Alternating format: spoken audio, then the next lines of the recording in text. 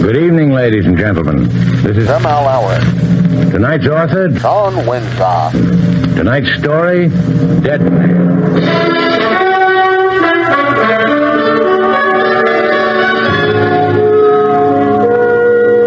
From Ferndale. A new dynamic series based on the work of the great names of the modern short story. Presented by The the reporter, podcaster, M.L. Elric.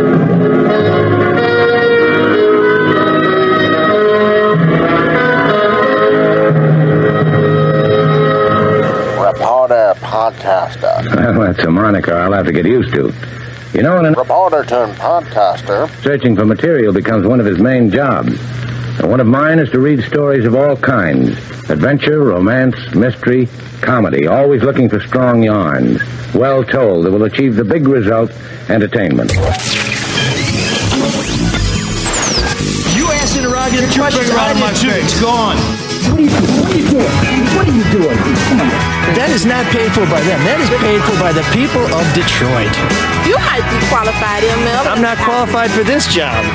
Let me tell you something. You want to go right now? Okay? You want to go right now, Albert? It's confession time, and I have to let you know that I'm wearing this really sweet new Soul of Detroit baseball cap because it is so new and so sweet. But really, it's because my hair smells like tear gas because it's been a few days since I've had a shower. It's been quite a stretch since I went down as an observer to watch the first march on Friday downtown to protest the police initiated death of a petty criminal, a guy who may have passed some bad bills in Minneapolis. And since then, a world that was already burning had many, many logs thrown on it. And it's just been crazy. I hope you've been following our coverage at the Free Press. We are going to have a very special guest joining us, Mandy Wright. She has been doing some exemplary work as a photographer, as an observer, as a commentator, as someone who can connect people at home with what's going on in the streets. And she's also spent some time at war in the Middle East. And we're going to ask her to compare what she's seen on the streets of Detroit with what she's seen in the battlefields of a place that will never seemingly stop burning. I'm pleased to say that today the burning has stopped in Detroit. It didn't quite get started like it had in other parts of the country, and for that we're grateful too. We're also going to be joined by our good friends and staples of the show, Mr. Marcus Aurelius Fellhauer, the Emperor of Nome. Sure. Man's Land, something it. like that. I don't know. Sounds good Sounded enough. better in my head. It always does. And Sean Windsor, who once again is doing his George Washington imitation right down to the Ray-Bans and wooden teeth. Matt Jennings, editor of Soft Magazine and the curator of This Week in Soft History, is waiting with a fine example of this week's Facebook sponsor. That would be Altus Beer. We really appreciate Altus Beer bringing you this broadcast live on Facebook.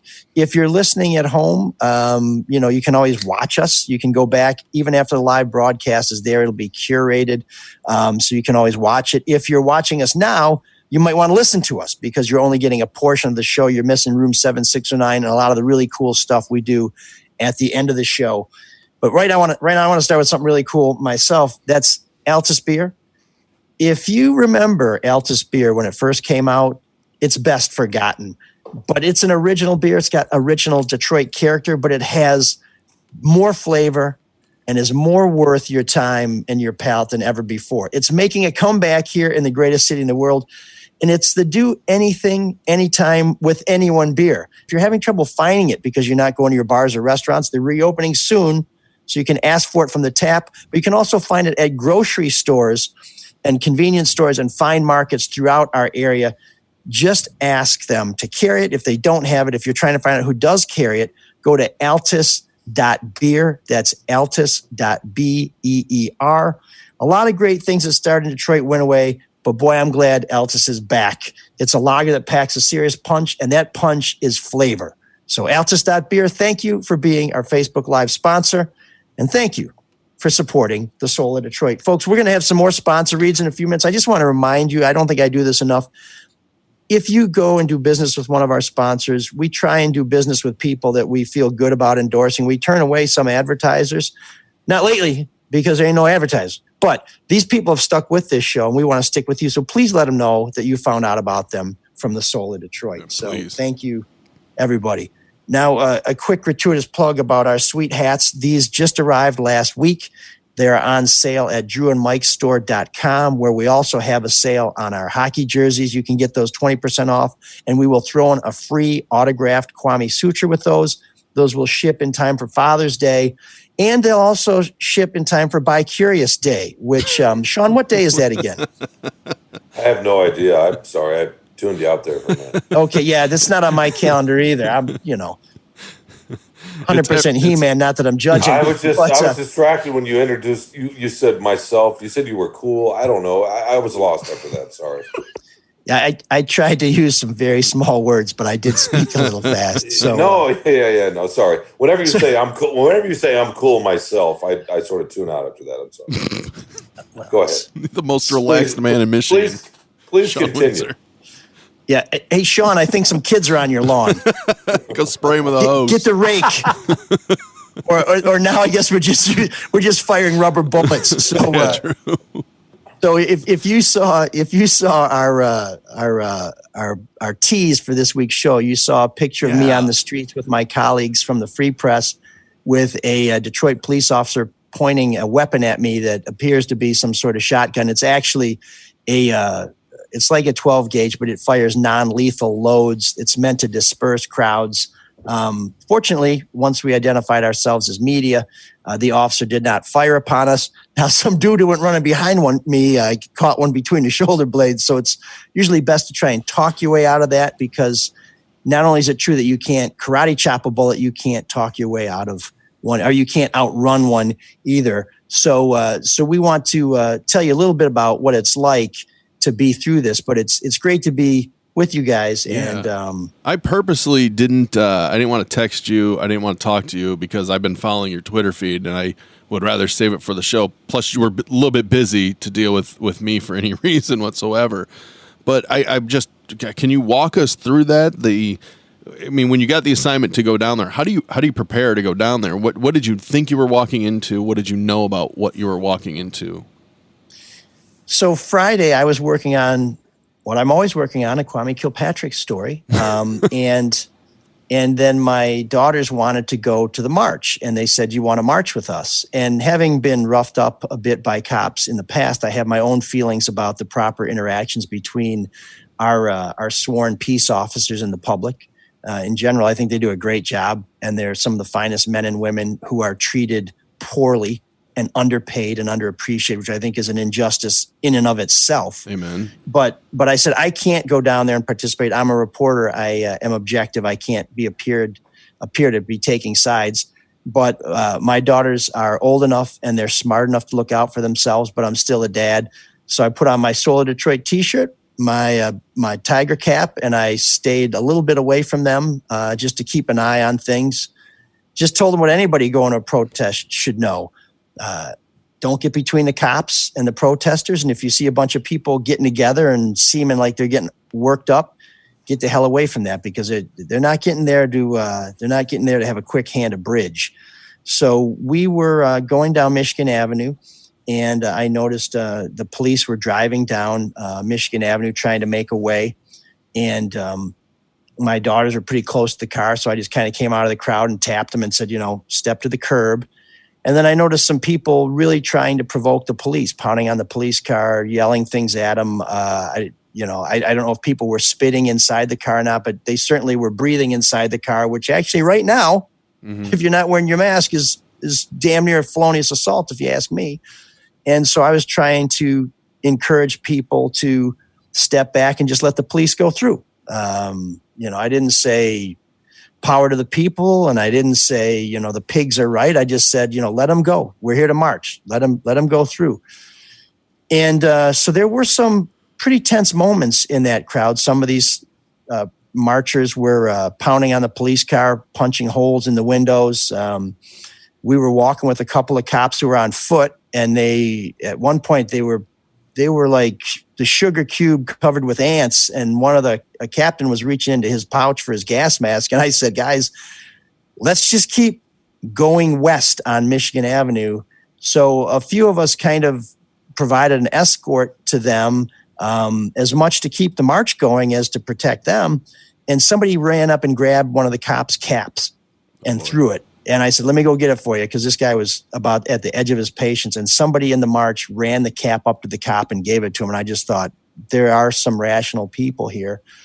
They were able to get out of the crowd and broke free. And then everything was very peaceful. And we went home about 7:30. The march was supposed to end around 5:30.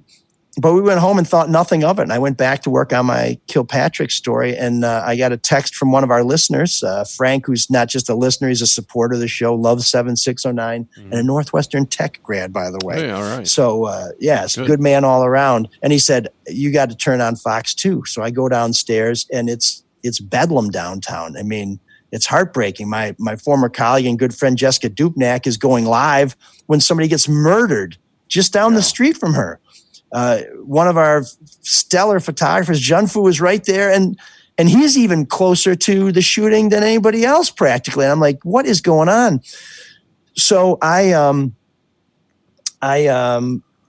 went to bed that night thinking, what the hell's going on? And the next day I worked on my story. I knew there was going to be a briefing at City Hall, at Detroit Police Headquarters. So I went to that. And came back and wrote that up. My Kilpatrick story is on ice, obviously. It's not the big news anymore. And I volunteered when I was done with my story to go help out, because one of the things that you find out about photographers, and I really hope people appreciate this, because I don't think they quite get their heads around this. They go where no one should go. They don't think twice about it. And while they're there, their field of vision is shot, because they're watching the action. They can't see somebody coming up from behind them. They can't see somebody coming up from the side. So I went as much as anything to provide, a little cover. I mean, one of my least favorite cliches in the world is I've got your back, because usually the people who say that don't. But I went to make sure that somebody didn't come up from behind them. So I guess I did go to have their back. Literally.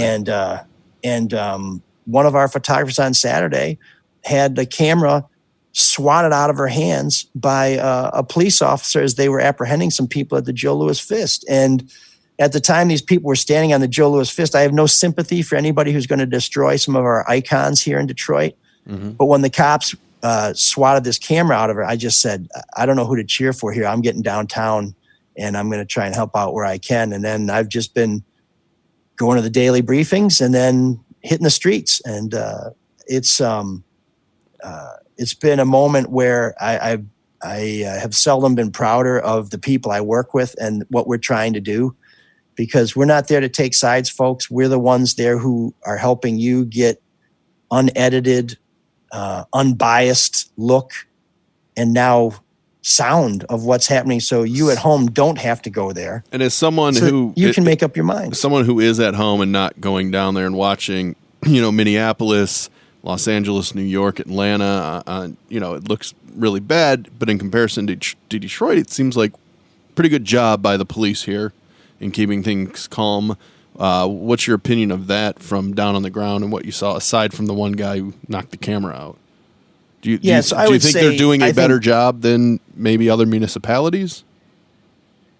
That's hard to evaluate, because I just don't know what other places are doing. But I would say I think the demonstrators deserve some credit too, because once somebody smashes out a window, you can't stop them from smashing out a window. So I think while there have been some real shitheads out there, and there were some people out there, I think strictly for a thrill, or because, I would talk to my partners in the media. We see cars driving through all this, honking their horns with their windows down, rolling video on their own phones. They're treating it like it's a wildlife park where they're just driving through and they want to see the giraffe. And is that the lion over there? And I really find that to be obnoxious and unhelpful. But I think demonstrators, while there were some people who were really unreasonable and treated police and other people without the respect that they are marching for, they didn't set fires. They didn't destroy property.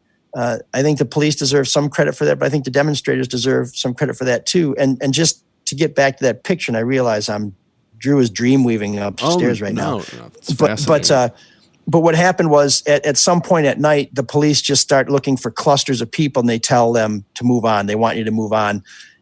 At that point of night, their patience has gotten a little thin. Mm-hmm. So they're spraying tear gas and they're also firing these non-lethal rounds, they're called. It's like, I think we have a slideshow going and you'll see one of the shell casings. It's about 6 inches. I mean, this is a serious piece of ordnance. But at that point, the cops, we were by the Coney Island. Charlie was not working. Otherwise, we might have gotten the employee discount on some fries. But they said, you got to go. And we held up our badges and said, we're media. And that's what I was saying to that officer when he had the gun on me. And he didn't fire at me. But that's kind of a time when you do not want to make any jerky motions because I saw one officer as I was coming up Woodward and I kind of was walking through the dregs of a cloud of tear gas, which was the first time I encountered tear gas, and it's aptly named. Mm-hmm. He looks down the side street where a few people see the cops coming in riot gear. They turn to run, and he goes, "Fra," and he fires a non-lethal round and goes, "Z." You know what I mean? He didn't even get to the third E and freeze before he's cranking off a round down the street. So I think there were a few people who were maybe a little over-caffeinated, but that's how these things can go so wrong. Everybody is at knife's edge. Their nerves are frayed, and adrenaline.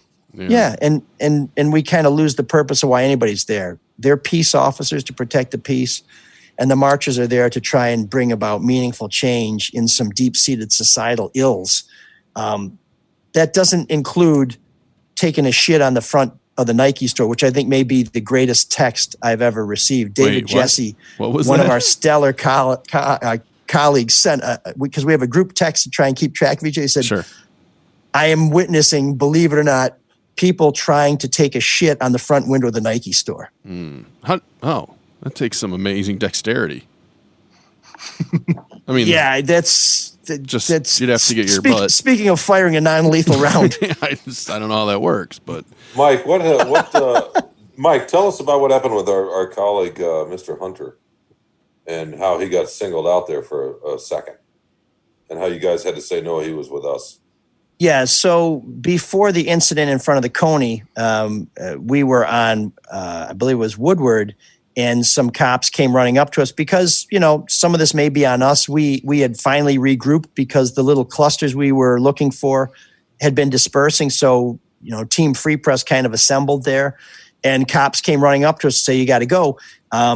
He ran at Brandon. Out of all of us, this cop seemed to go directly for Brandon. And I'm not sure what happened there. I think, Brandon was wearing a jacket that said Black Panther Party.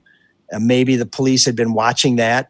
For people who aren't aware, the Black Panthers were very active in the late 60s, early 70s. It was a very radical black rights group that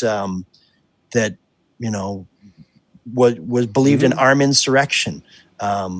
And maybe the cops had been tracking him because they didn't like that jacket. Our press passes are very small and hard to see, but I am also not in any way ignorant of the fact that most of the people around Brandon were white. So I don't know exactly what happened. I don't want to ascribe motives to people. I'm just going to do what a reporter does, tell you what happened, and you can make your own decision. But it was a frightening moment, and you may even hear it on the live feed. I said, you got to turn your jacket inside out, man, because that can, through no fault of your own, make you stand out. But, and the other thing I think I should mention is we don't know what the cops look like. They're wearing gas masks. We don't know who's black. We don't know who's white. It's dark out. They come running at you.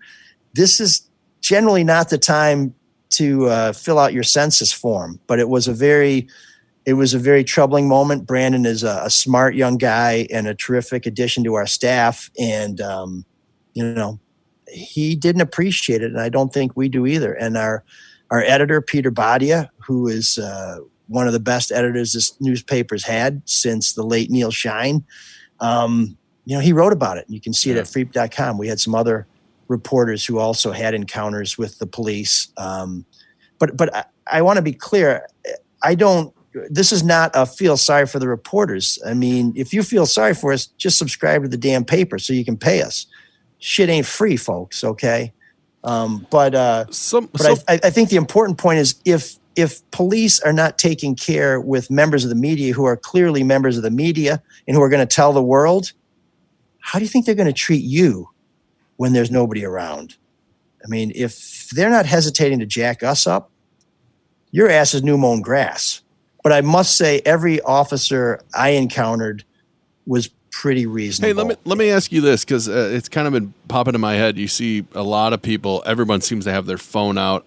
You know, you can question it. Maybe they're just trying to capture something that they can put on, you know, Facebook or Twitter. How are you distinguished differently from anybody else that's down there that's got their phone out? I mean, do you have a hat that says press on it? Do you have a jacket? I mean, how do you guys distinguish yourself? Yeah, so we have press cards and we may have lanyards and stuff, and the photographers are easy to see because they're carrying these heavy ass cameras, you know. Mm-hmm. But actually these days there's all kinds of jokers out there with cameras. And I'm just sending a text to Mandy Wright, who we're going to dial in a minute because we got a little bit of a late start. It's crazy. You know, there was some debate because reporters have been targeted around the country and around the world. Reporters are killed all the time, and people don't think twice about it, folks. I mean, seriously, this is not – we're not just saying this to say it. But there was some debate about whether we want to be easily identified as media because sometimes the crowd can target you. Mm-hmm.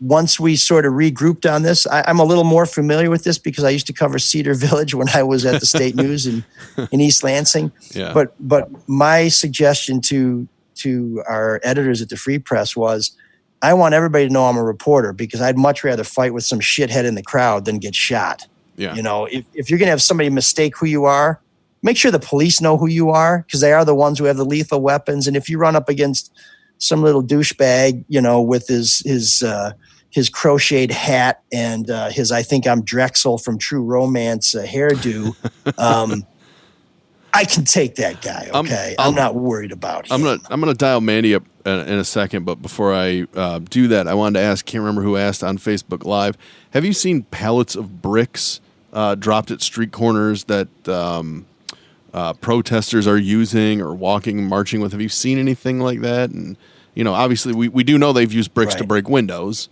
But I think the accusation is that it was set up. Okay. No, I have not seen that. The chief said that there have been people distributing bricks and rocks and things like that. And he showed us some railroad spikes that he said had been I saw that. concealed in a box of protein bars. And I think that's part of our slideshow, so you can probably see that. But you know, Detroit is undergoing a renaissance where there's construction. So there may be pallets of bricks laying around that are for a building. So, we still need to see more evidence that there's an insurrection, that there's somebody who's here for something other than to protest George Floyd, who may have gotten a little carried away while he was doing that protest or she was doing that protest. But we are asking the police for that evidence. And that's why we think this is an ongoing story and that you should follow it. And while Mandy is talking to Mark, I want to tell you a little bit about Lindsay Broadwell. She's one of the people who stuck with this show and is trying to keep us on the air, which we appreciate. If you've been locked in your home and you realize that it's way too small, then it's time to call our realty sponsor, and that's Lindsay Broadwell. Your house is one of your most valuable investments, and that's why you need an agent you can trust and that knows the business inside and out. Lindsay started her career at Hall Financial, and now she's an expert in real estate. Lindsay will make sure you get the most out of your house and everything goes smoothly to help you find a new home that fits your lifestyle. Buyers, sellers, especially first-time buyers, make sure you contact Lindsay at BroadwellHomes.com. That's BroadwellHomes.com or 248-767-7767. That's 248-767-27, then a 6 and a 7. She's a licensed realtor at RE/MAX Nexus. That's BroadwellHomes.com. And when you go to make that purchase, you're going to need some help financing it. And that is where our premier sponsor, Mr. David Hall and Hall Financial, are ready. They care about the community. That's why they're working from home, but they're working around the clock to help save money by refinancing. It's a great time to look at your options, and that's why many people are refinancing right now. If you haven't refinanced in the last year, Hall Financial is here to help, and the rates are super low. So now is the time to lower your monthly payments and keep some extra money in your pockets. Hall Financial Service is the fastest in the business. That's why they have nearly 1,500 five-star reviews from Michigan homeowners. go to our webpage and click on the logo or get started and call 248-308-5000. That's 248-308-5000. Ask for my man, Dan Morrison. That's Hall Financial. Lower payments, better options, more personal attention. NMLS 1467435. And you are no longer the only member of the show that's used them because I'm refinancing right now with them. So nice. Yeah, no, and super simple over the weekend. I'm like, why are you guys working on the weekend? But anytime you want. So, well, that's the hoax with work at home. It's like, oh yeah, you just work from home. It's great. It's like, well, shit, I'm working all the time now. You're always on the clock. Mandy is now with us, by the way. If you want to introduce her properly. Right, the queen of the night. Thank you for joining us. I'm sorry we left you hanging there a little bit. We had some technical difficulties. Oh, that's all right. No surprise seeing you out in the field that you're having technical difficulties. I know. I was trying to capture the crowd and I took some selfies, but it's okay because my hair is amazing now.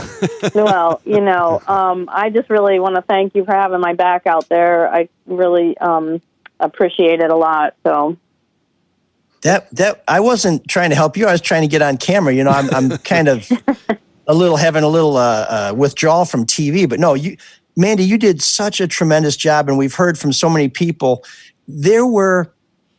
I heard at one time 80,000 people watching the 90. Okay, there's my wife correcting me. What's that? Oh, and she says Sean's a bad lover. Anyway, but there were 90,000 people watching. And I guarantee you there's no TV station in Detroit that was getting those kind of numbers. I mean, and it was because not only of the outstanding photography, but because of Mandy's cogent commentary and just really from the heart narrative of what you were seeing. I mean, yeah, it really happened. Where'd you learn all that stuff, man? They don't teach you that in J school.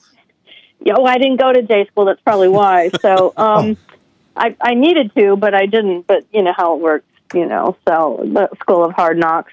But it just happened organically. I went to work on Friday. My assignment that day was the Scott Fountain being turned on for the beginning of spring and summer.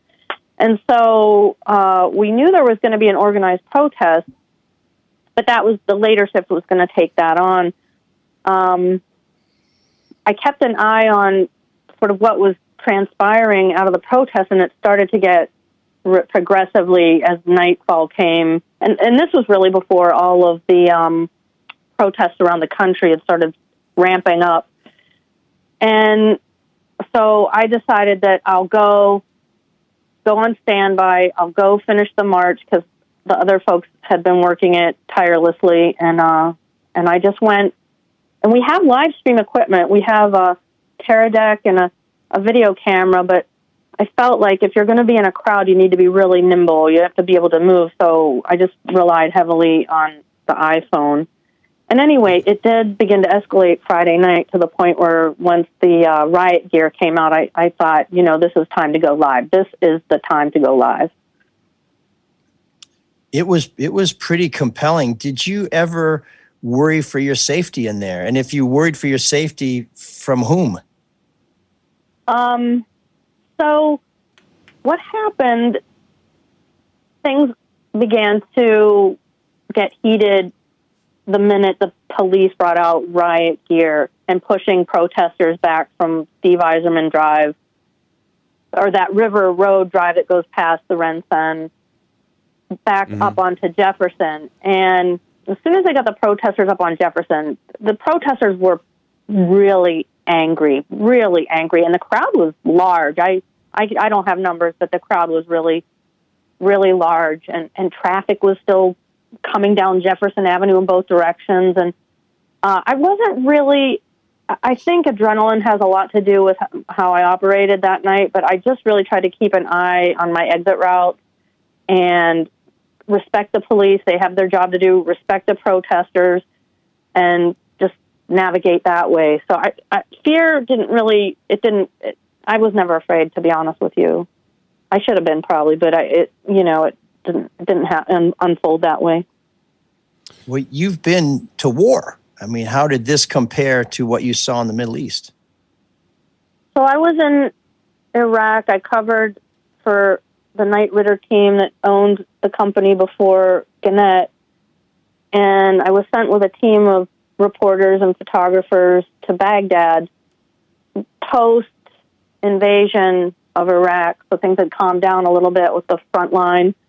And when I got there, it was really lawless in a weird kind of like euphoric kind of way, like people were free of Saddam's regime in a sense. And so when I got there at first, it wasn't bad. It was sort of like party in the streets, and no banks were open, so we didn't have access to money or anything like that. And I had not embedded with the armed forces. People had come out that had embedded. So my experience at first was really unilateral coverage on the ground. And then that began to change when the borders weren't secure and Al-Qaeda started to penetrate. And then it did heat up a bit with roadside bombings, and they bombed the Jordanian embassy in Baghdad, and things started to heat up then. So I was doing a lot of aftermath of bad things happening. So it's been a long time. I will say 03, 04 has been a long time. And I have to tell you, this was a little bit more intense than what I was used to. Because protests in Detroit are always usually very peaceful. And this was chaos, and it was pretty intense. It was more intense than what I experienced in Baghdad, to be perfectly honest with you. I wasn't there for the battles, so it was a bit different.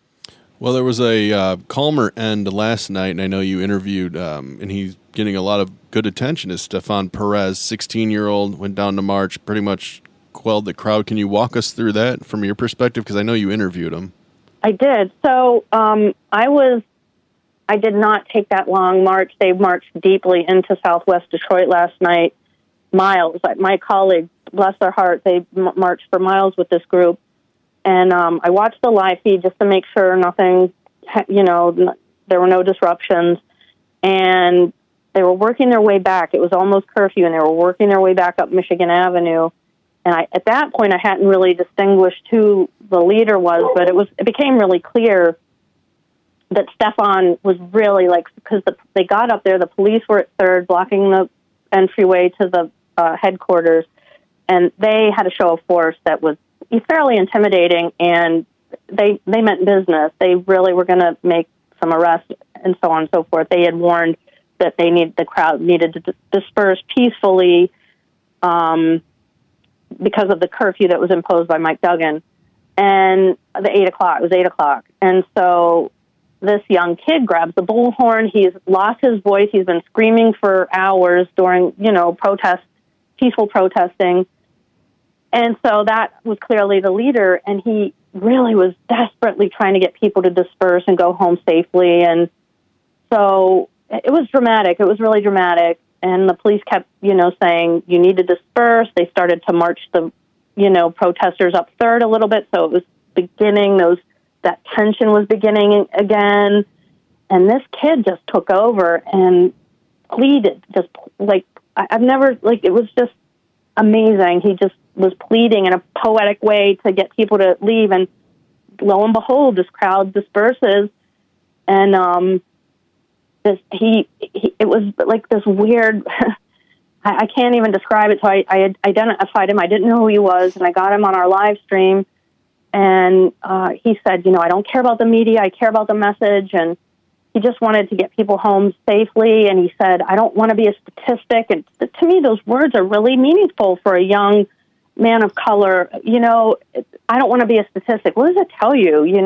That it takes it to a whole different level for this generation. So the mayor called while we were on the, that I was blindsided by that. The mayor called while he was being interviewed. And anyway, it was pretty amazing. And I really think the rest of the country could take the lead right here from this kid. There was a moment, too, after he had decided that he was done. And I think there were some people who didn't want it to finish. And one of the things people should understand is this was Monday night. Sunday night, there was a gathering where police also were at force. This was the first night that we had the curfew.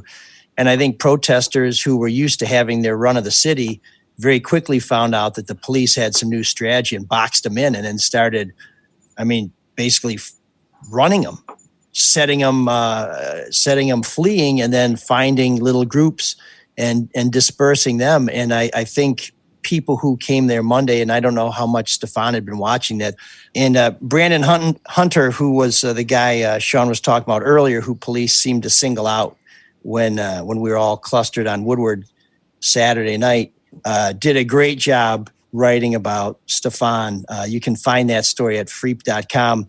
And this is one of these moments where when you have kind of an unpredictable, free-flowing situation where you really do get to see how people, I mean, Brandon's new to the Free Press. He's one of the new hires. I think he was hired just before I was.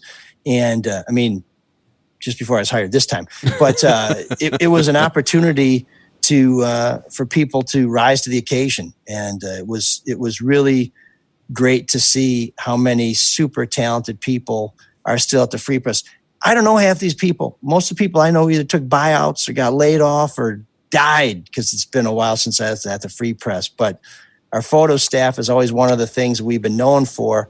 And we got some pretty good reporters too. And, you got to check out that work. It's great. Is this the kind of situation, ML and Mandy, that you don't want it, but you kind of thrive in because of, Mandy, you mentioned the adrenaline. It's got to be a little more exciting than, the opening of the fountain at Belle Isle.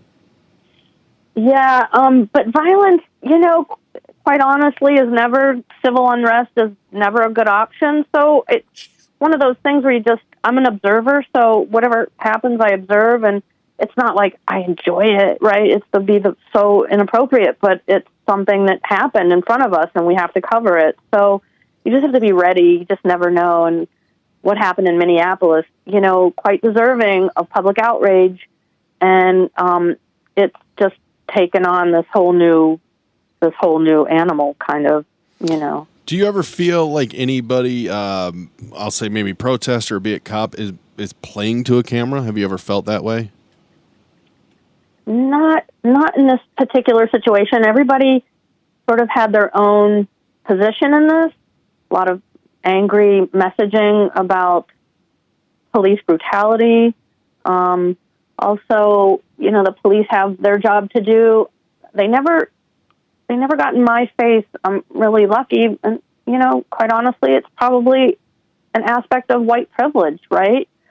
Because I know Brandon Hunter was featured in an article in the Washington Post today about journalists of color trying to cover this protest and being targeted by the police. Mandy, to that point, and Mike mentioned earlier that he was wearing a Black Panthers jacket, but I can guarantee you, almost with 100%, if I were standing in Brandon's spot with the same jacket on, I think I would have been just fine. You couldn't fit in that jacket. That's fine, and maybe I needed a bro to, some kind of a corset to squeeze in, but that's beside the point. So, I think I would have been just fine. Yeah, well, I'm not sure that's true either. You might have been considered an antagonizer. Who knows? But it's a middle-aged, white, bald guy, with three chins. Well, Kurt Dozier was there. He's an African-American photographer on our staff, and he was really nervous, too. There was some pellet guns or rubber bullet guns pointed his direction, and tear gas was shot at us. So to Brandon's defense, I think, it's a delicate balance. We're trying to figure out how to fit in. We learned every night to approach this differently. The police learned every night how to approach this differently. And there was definitely, we all kind of grew together in this movement of how to handle these violent protests. So Brandon learned a lesson, I think, in terms of how blending in might be handled differently. But, it was an interesting evolution of how we handled the situation. No, for sure. I'm just saying I don't think it's just the jacket by itself. I guess that's my... It wasn't. Absolutely no. It wasn't. My thought. And nobody's saying that either, Sean. We're just saying there's all these factors that you have to weigh because for sure. Symbolism matters. I agree. I'm the whitest dude in America, and they were pointing a gun at me too. So, it's not But they didn't shoot it. Well, he didn't get shot either. I don't know how far we want to go with this, but let's suffice to say that when there was a cluster of us, people went at him first. And I think there's a lot of factors that go into it. And I think the real problem is when you're in a situation and it's assholes and elbows, there's very little rational thought. There's very little cool-headed thinking going on. And Brandon did great. He kept his cool, stayed on the job, came back every night, nailed a killer story that's exclusive to the Free Press right now. And that's what you want, man. But our journalist overall did a phenomenal job. Brandon brings something different to the table. I'm so happy to have his perspective on staff. He's really, just lifts us up. He makes us a smarter newspaper. And I really embrace his contributions. And Christine McDonald at the Detroit News, again, a very clearly white blonde woman, was taken into custody on Sunday, even though she was marked as press, even though she was standing in an area that had kind of been set aside for the media. And when other reporters protested, she was released. But again, and Mandy, we talked about this a little bit before you joined the show. We're not saying that the press should have more privileges, and we're not only highlighting the way some members of the media may have been threatened or mistreated. One of the reasons why you're hearing these stories now is because, first of all, we're confident that they're true because we experienced them, and because we have photographic evidence and on the record witnesses. We are looking into, as the police, in fact, are looking into, whether or not officers acted properly. And there are 3 officers that were not part of last night, that's now Monday night's detail, because they had been accused or had been seen on social media maybe treating somebody a little more roughly than the chief was comfortable with. So there's no question that these sort of things happen.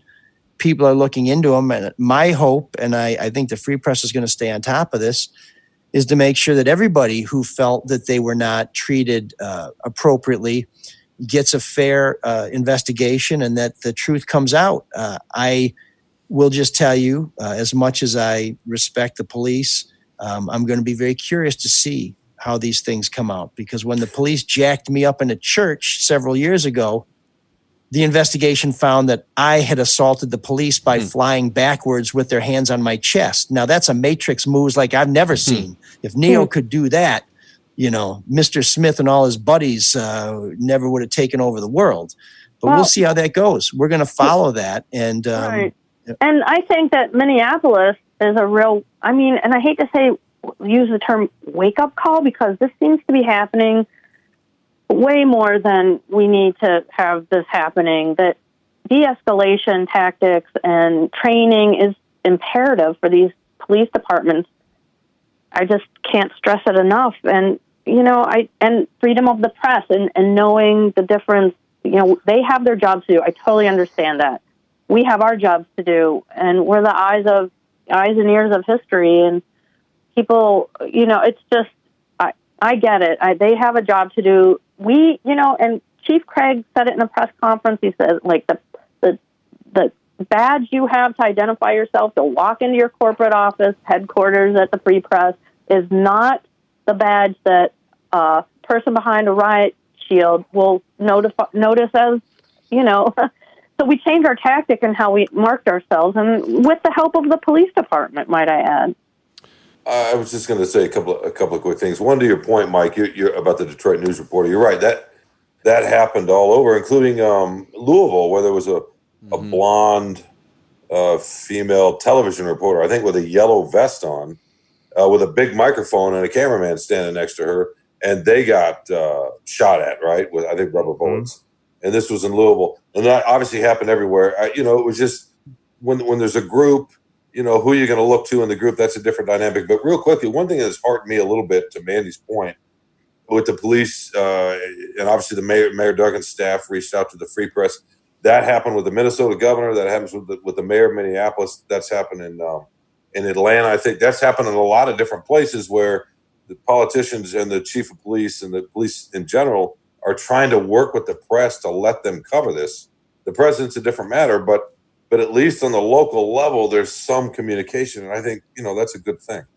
I want to ask ML and Mandy this question. Have you seen anybody posing as media or the press to get down there? And there's been stories, I don't know how truthful they are, that Antifa will pose as the media to go down there and break stuff. Have you seen any of that? Well, everybody has a camera now. Everybody has their phone. Everybody has a camera now. It's ubiquitous to have this type of gear. So I didn't see anybody who was like saying, I'm press, and then go break a window. I did not. I can't speak to that. I did not see that. ML? Yeah, and I was generally on deadline, writing the daily story from the briefing at police headquarters. So I would tend to join our team on the street around 8 o'clock or so and just kind of fill in where I could. So I was not after Friday night in the midst of it. But I will tell you, some of the people I saw trying to cause trouble during the peaceful march, the 4 o'clock march on Friday, I really wondered whether they were just assholes or whether they had an agenda. But from that point on, Saturday night, we did see a guy who was a medic. He had red crosses on his backpack and on what he was wearing. That you can see that video, I think, at freep.com too. And he explained, I'm here if anybody gets tear gas in their eyes. I mean, I got my little bottle of milk that I've been carrying with me. It's an old Dawn bottle, but you learn every night, as Mandy says, okay, what are we going to bring tonight? Don't bring a bunch of water because there's not going to be any place to pee. So, you want to be hydrated, but you don't want to be drowning.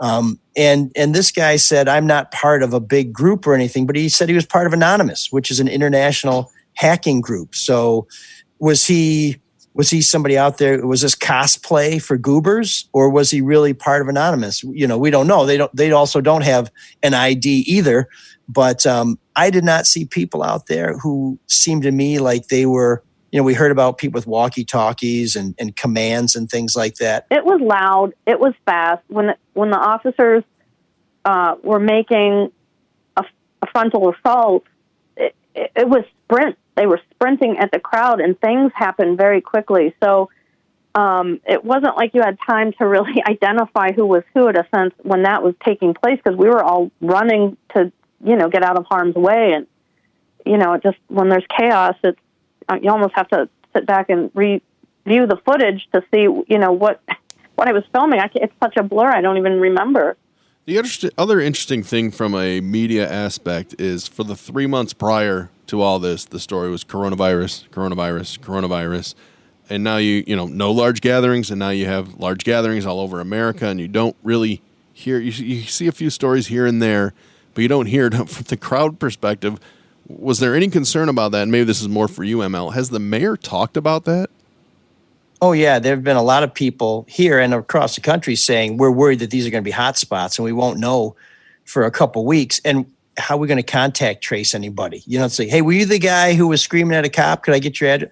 We're just not going to know. And I've been wondering about this since Friday, and particularly when I saw the video that Kelly Jordan of the Free Press shot down by the Joe Louis Fist on Saturday night. There were a lot of people who looked like they came down there, and Mandy and I encountered some of them on the street too, who looked like they were down there because they wanted to be a part of something. I think they probably believe that George Floyd's death was an injustice and that we need to do something. But I can't help but wondering if people had not been penned up for 3 months, if they could have gone to the Black Keys concert that night, if they could have seen their friends somewhere else, or if they weren't at home watching our live stream or watching the news and saying, oh, you know what? I'm going down there. But I know, as someone who wears a mask all the time, I saw a lot of people not wearing a mask, and I'm like, hey, man, and people rubbing up on you, and it's just. Well, I saw this in the protest in Lansing. And this was, the first protest in Lansing against Governor Whitmer's stay-at-home order, that you got that sense that people had pent up frustration and were very angry, and getting out was like a celebration in a weird way, and driving around the building and beeping horns and people running around. I mean, this is when we were really in our thick of it with protecting ourselves from COVID. So I've seen this before unfold earlier on, and then I thought the same thing again, that these riots were fueled by a bit of multiple things. And obviously I don't want to take it away from what happened to George Floyd, because that really is what drove this protest across the country. But there is an element, I think, of people that have just been, pent up and just frustrated, and it's just a whole new, right? Yeah. Don't you think the weather too also contributes to that? And it's not just George Floyd, right? In the span of a week and a half, or maybe 2 weeks, the jogger in Georgia, and his name escapes me, sorry, Ahmaud Arbery, and then Becky in Central Park, right, talking to the bird watcher, the African American man who was a Harvard professor, and then George Floyd. So it was bam, bam, bam. It was like three different examples. And the EMT in Louisville, who seems to be forgotten in all this, who was shot. Right, in you're right, bed. and it was squeezed in, and they were all sort of perfect examples of different deep issues in a short period of time as the weather's warming up, at least across the Midwest and the Northeast. And it's the only event. It's the only event that, to ML's point, it's the only thing that's been going on for people, even if there's people that like to be where other people are. Kristen Jordan Seamus writes about this. So it might be check Freep.com and read her story about how they're waiting now for a second wave of COVID out of these protests. I was going to make a point that you had mentioned earlier, Mandy, and that was that everybody has phones, and with the pent-up energy that you guys are talking about, and everybody wanting to get out of the house, and everybody having a phone, I think there's way too many people who think they are reporters, and that's why it's such an important thing that you're doing. And ML and Sean and all these other reporters that are out there telling the truth, because I think when people start throwing nonsense out, that incites a lot of fury. And a lot of times that fury is from something that didn't even happen. It was just made up or interpreted the wrong way. So I think this is a good example of what real reporting is all about. Well, and one of the other things, and we're going to let Mandy go because I know she's exhausted, and I may be seeing her later tonight, but professionally. But the thing is, unless I don't know, Teresa, but Mandy, we'll talk about this after the show. But you're not my type. No, I know it's been well documented that Mandy can do way better than me. Believe me, that's pre-mullet even. But the one of the things that you see people even trying to do interviews when you ask somebody, "Are you here to cause trouble?" and they say, "Yeah," they're good. They've got the answer they're looking for. A reporter, a photographer will say, "Well, what kind of trouble? Why are you here? Where are you from? What's this all about?" Where you get to some more penetrating discourse, and you can find it's like, "Well, I'm here to cause trouble," like yelling and screaming. Well, that's not the same as being there to set fires and to smash police cars. And really, our training is, we're told if your mother says she loves you, check it out. And so we do ask questions like, why are you here? Oh, you say you're from Detroit. What's your address? And so when you hit Freep.com, you're going to see lots of great content.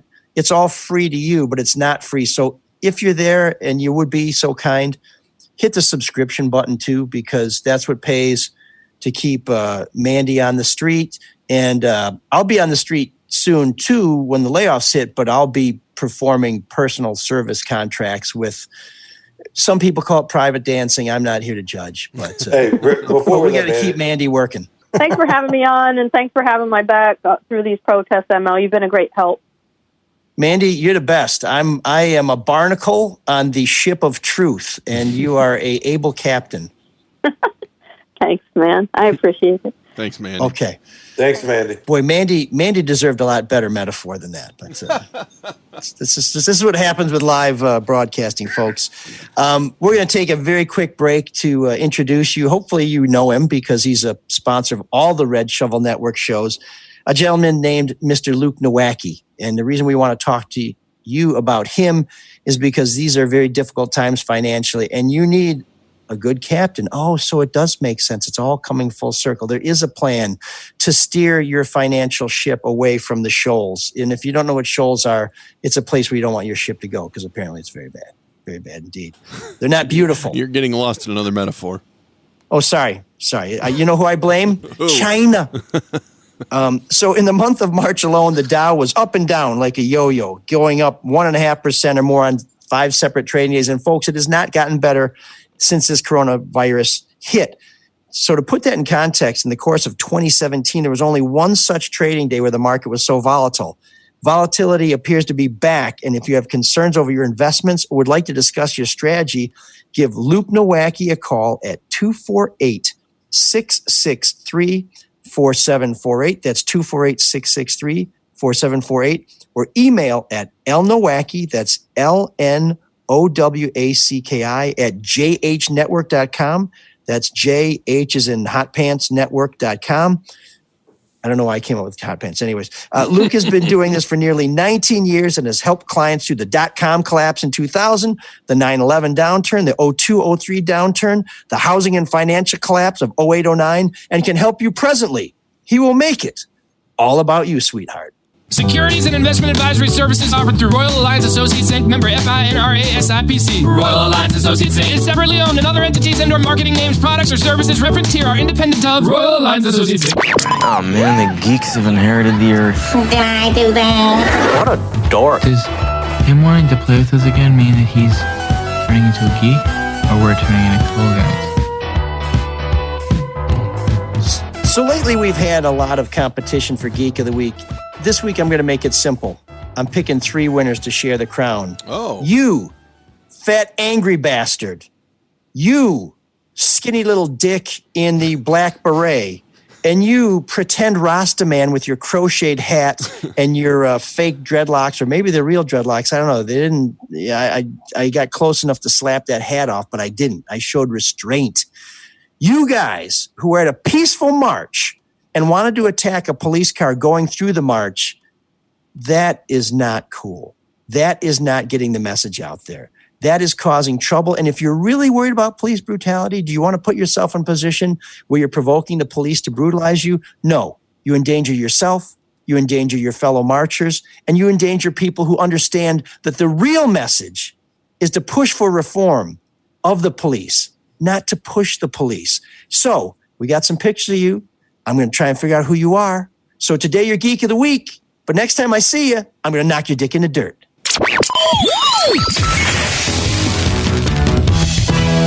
The kids are soft. I don't care for that guy. Me neither. Too soft. I'm going to pretend like you didn't just make my dick go soft.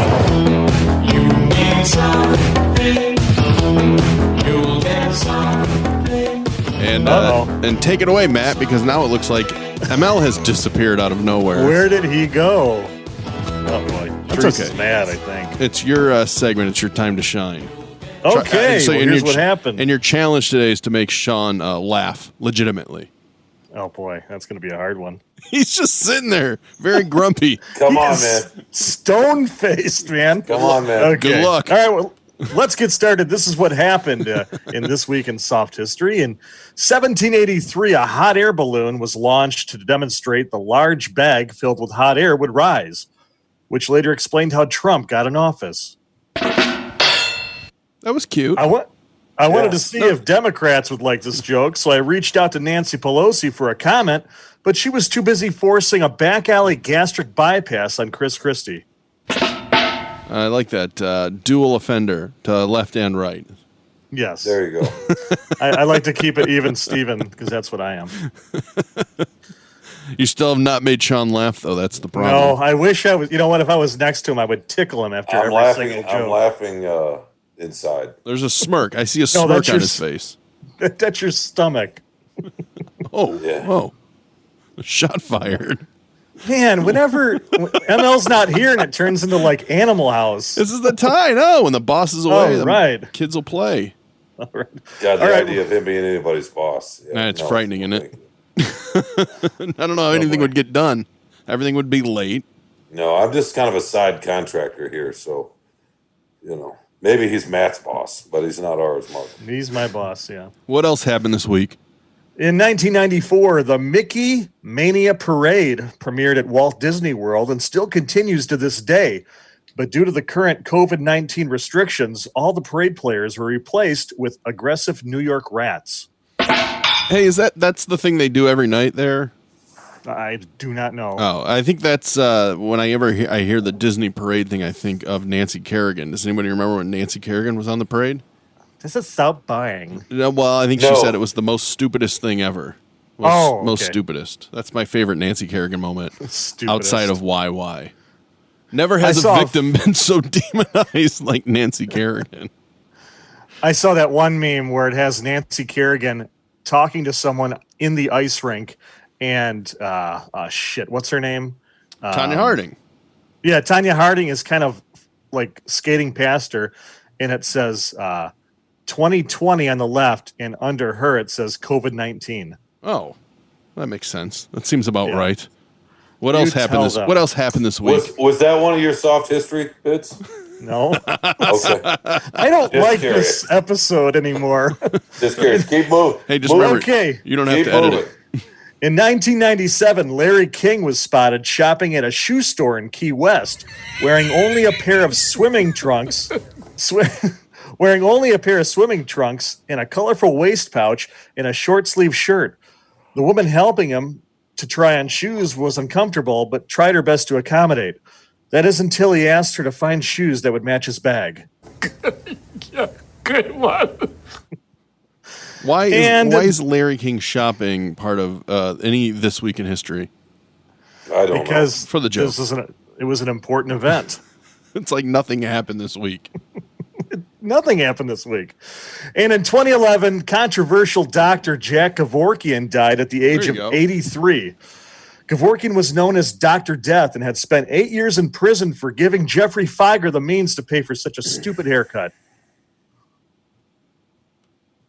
Okay. That's a good one. Sean's reaction. Okay. That's fuck, man. That's a good one. That's a good one.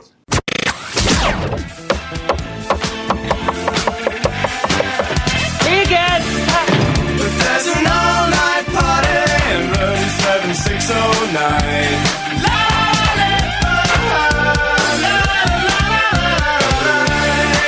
And you can dance together all night if you've got the time.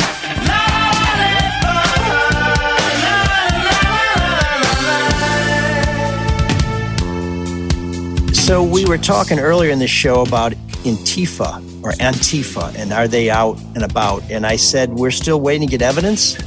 I think we just found it. I got taken out by insurgents, and I missed This Week in Soft History. I was told it was a lot of fun.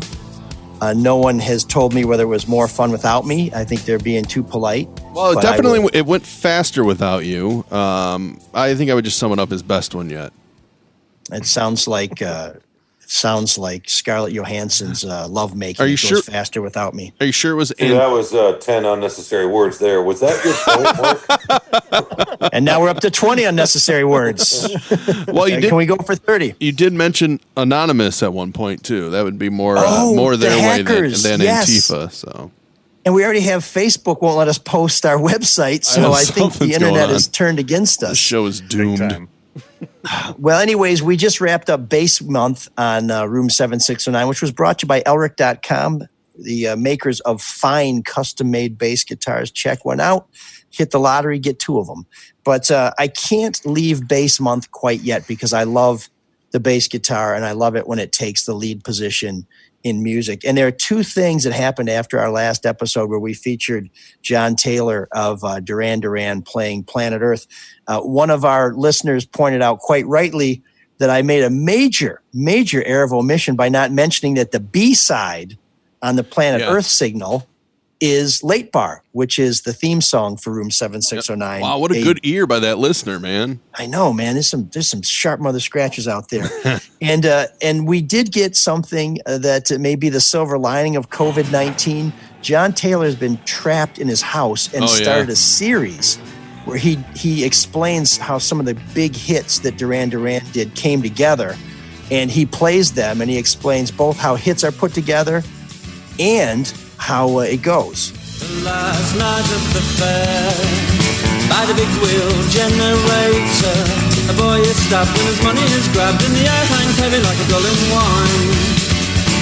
She is famous, she is funny, an engagement ring doesn't mean a thing to a mind consumed by brass and money.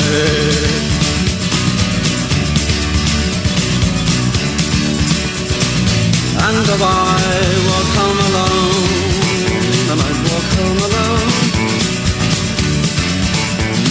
my faith in love is still devout.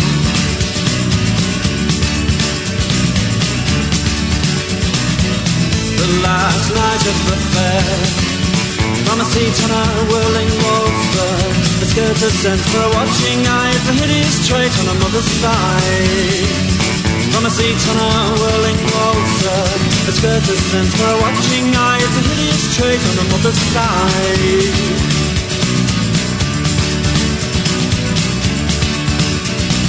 And though I walk home alone, I walk home alone,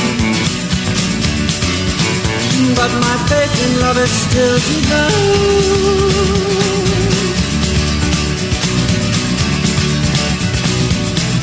Then someone falls in love and someone's beaten up, and the sense of being dulled are mine. And someone falls in love and someone's beaten up, and the sense of being dulled are mine.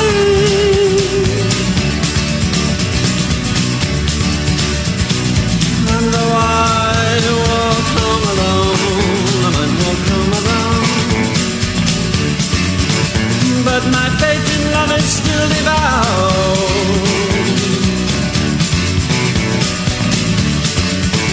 This is the last night of the fair, and the grease in the hair of a speedway operator is all a tremulous heart requires. A schoolgirl is denied. She said, how quickly would I die if I jumped from the top of the parachute?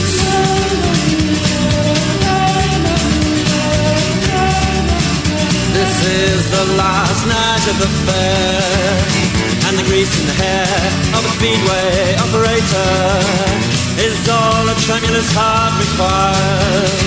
A schoolgirl is denied. She said, how quickly would I die if I jumped from the top of the parachute?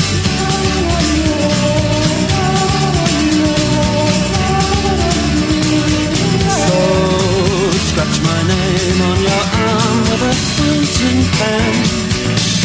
This means you really love me. Scratch my name on your arm with a fountain pen.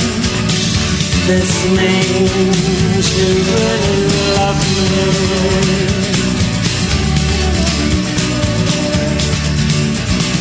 And though I walk home alone, I just might walk home alone, but my faith in love is still devout. I might walk home alone, but my faith in love is still devout. I might walk home alone, but my faith in love is still devout.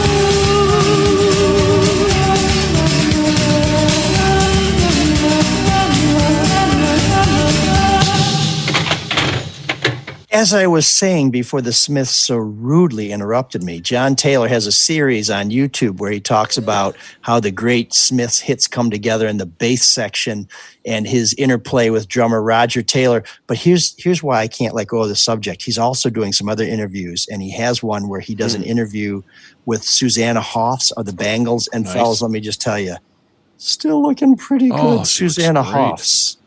She was at the Rock and Roll Hall of Fame induction. She brought on the Zombies, and she looked beautiful. Still can sing, too. I had a huge crush on her growing up. I still do. Oh, yeah. I would crawl like an Egyptian to Egypt, where they're also having unrest, to have Susanna Hoffs use some milk to wash the tear gas out of my eyes. But Sean, but I digress. Sean, you have no opinion on Susanna Hoffs? No. Perfect. Sean is upset that we're objectifying a fine guitar player and vocalist. Yeah, that's good. Which don't make her not smoking hot. Anyway, that was Rush Home Ruffians by the Smiths. I love the Smiths, as you may know. And this is not my favorite Smiths song. It's also not one of the most obscure Smiths song, but we picked it this week because it's a nice segue from Bass Week because you hear Andy Rourke, again, another underappreciated new wave bass player who leads this tune. He's the one who brings us into the melody. And that's extraordinary because when you're talking about musicians in the Smiths, you're talking about Johnny Marr, one of the greatest guitar players of any style. And I also, this is on the Meat is Murder album, the second album by the Smiths, one of their most successful, another great bass-driven song. Barbarism Begins at Home. You got a new wave guy playing slap bass guitar on top of the pops. That's unprecedented.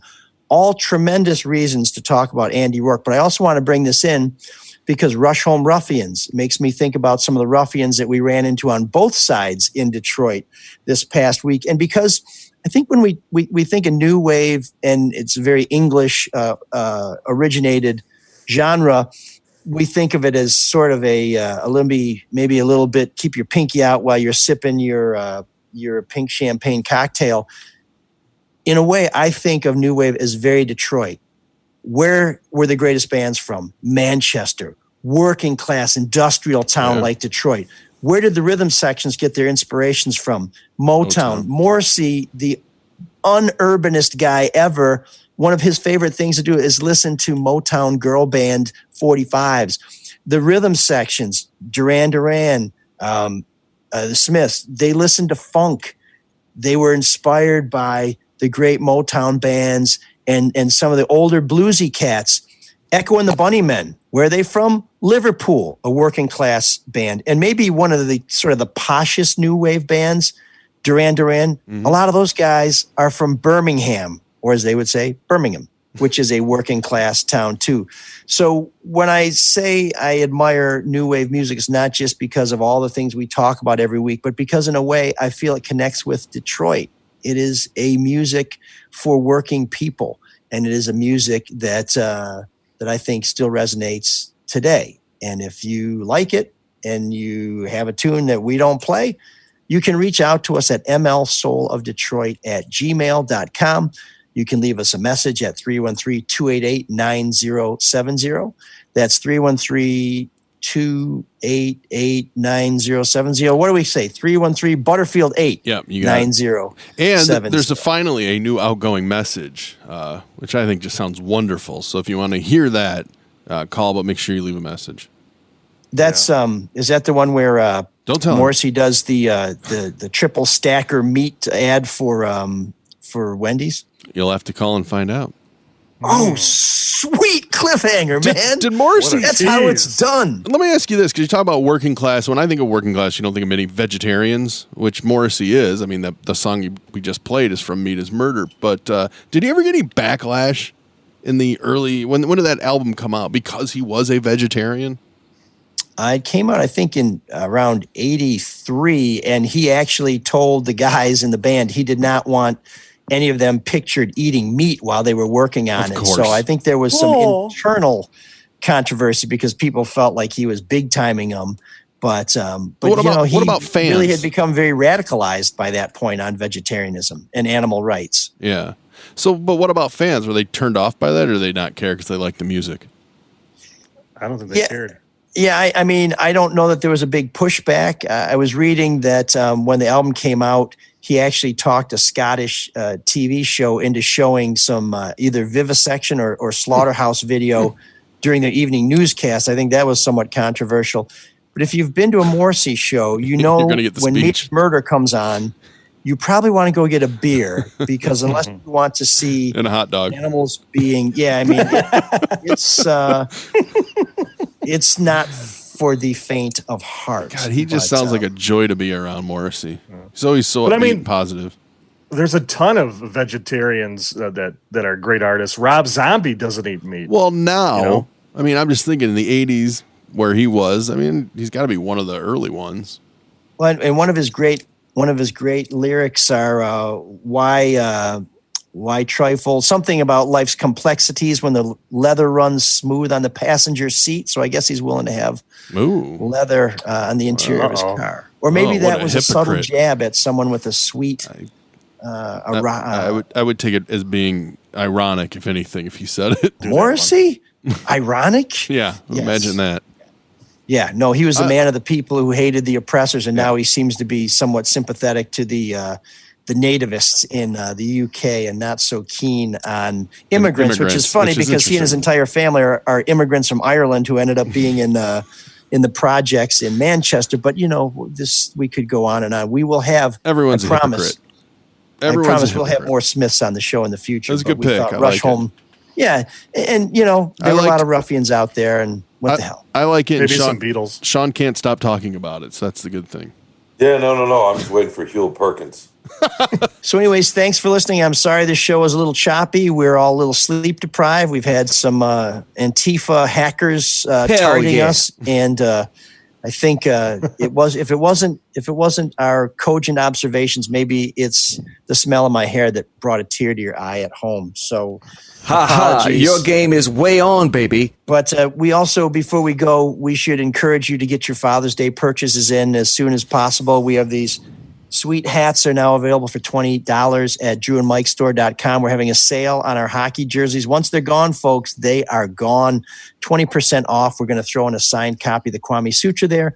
And we have restocked our T-shirts. If you were looking for one of our flagship T-shirts and your size is not there, it is now, including Hewlett Perkins size. I think he takes a large.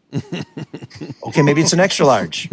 And if it's a triple extra large, we now have those too. So check it out.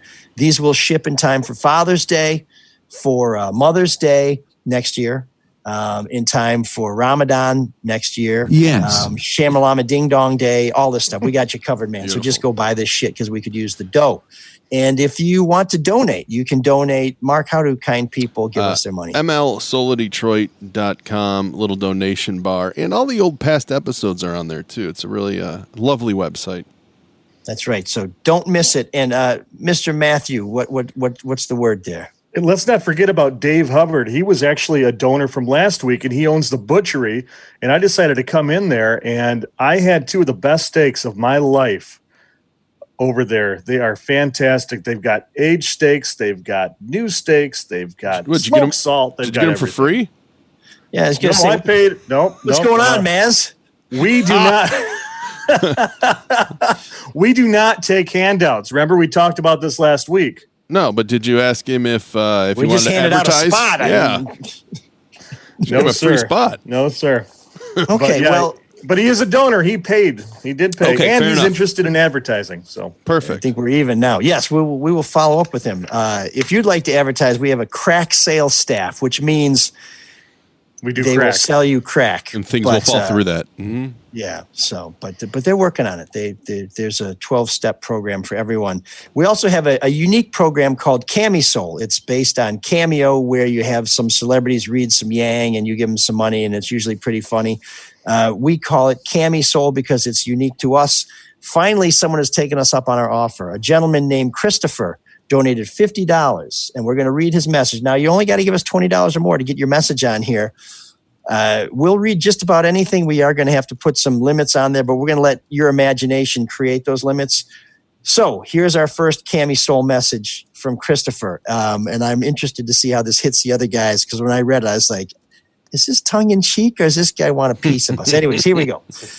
We'd like to announce that this week in Soft News experiment is over. It sucked on D&M and it sucks even worse on SOD and will not be featured again.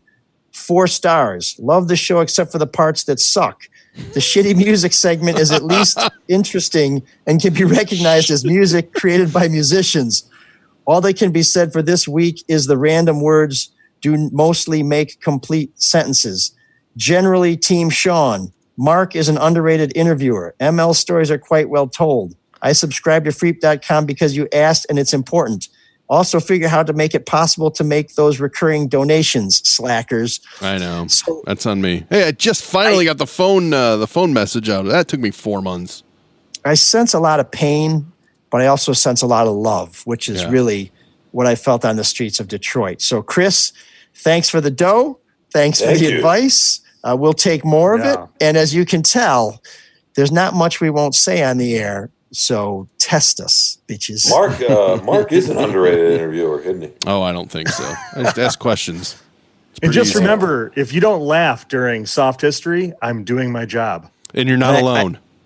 I also misread this. It's actually Mark. Oh yeah, is an underrated interviewer. Yeah, Mark's an underrated. What was yours, Elric? You're the man or the boss or something? I'm trying. I think the shitty music segment might be targeted at me, but he said something about he says Sean's the only guy who walks out of this unscathed. Yeah, Sean got all kinds of love. I didn't get any love. What did he say? Oh yeah, no, he likes Team you. Sean all the way. Yeah, and Team Sean. I see. Yeah. I don't know who wouldn't be Team Sean. You're a very genuine person. Well, I don't know about that. I'm just. No, I think you're incredibly genuine. Well, I care about you out of fear. I'm incredibly flabby. You know, I jiggle when I walk. Well, but other than that, I don't know. I'm not going to cast self-deprecation that people love, and the self-defecation as well. So Sean's going to have some great stuff for you at Freep.com. He is. Hopefully. He is struggling with a subject that we discussed on the show this week. Check out the Free Press and see how he resolves that inner turmoil. Maybe we should have had him be the Hulk. I don't know. But we really appreciate you listening. We really appreciate your interest. We appreciate your support both of this show, of all the Red Shovel Network shows, and of all the journalists who are out there. And it sounds corny, but they really are exposing themselves to danger to tell you the stories that we think you're most interested in. We appreciate if you subscribe to this show. That's one way we beat the Facebook guys who won't let us put our website up there. Please rate the show. We're up to 500 ratings, which is really terrific. Please share the show. That way other people get the gospel of the soul of Detroit. You can call us. We told you how. We can write. You can write us. We told you how. We're not going to tell you again. If you weren't paying attention, that's on you. Yeah. Don't you dare press rewind and find out. That's right. We will tell you how to donate again. That's at mlsoulofdetroit.com. Hit the donate button. In case you missed that, that's mlsoulofdetroit.com. Hit the donate button. And you can we allowed to donate? Are Mark and I allowed to donate? Well, what about me? Well, I mean, Matt, if you want to take, you guys don't really know this, but I control the finances, so you kind of have been donating. But I'm sure that will come out at the forensic audit at the end. Okay, I was just curious because I'd like to donate a box of periods for you. That's just me.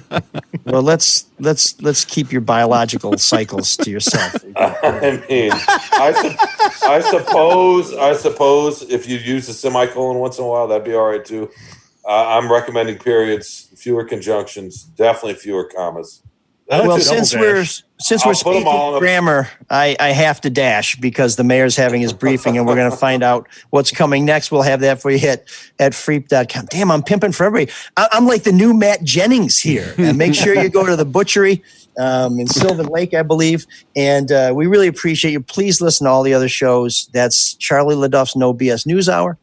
There's No Filter Sports with Eli, Denny, and Bob. And I know I don't need to tell you to listen to the Drew and Mike show because that's why we're here. And that's why Mark there's a wanted poster at his house saying, have you seen this man? Because we haven't. So, Mark, we appreciate you being the backbone of this fine communications empire. Amen. It gets me out of the house. So, there you go. So be safe if you're on the streets. Remember why you're there. Act like you know what to do when it's time to do it. And Cyrus, take us out. Can you dig that? Can you dig it? Can you dig it? Here again is ML Elric. Next week, a story by the big fellow himself. Mark Fallhauer. And in weeks to come, other great yarns by John P. Marquand, Stephen Vincent Benet, John O'Hara, Louis Bromfield, and other great names published in the Charles Grayson anthology, Stories for Men. Tonight's story was adapted for radio by Joel Murcott. The music composed and conducted by Lynn Murray. Dee Engelbach directed and produced for Santana Productions. Until next week when we meet again, good night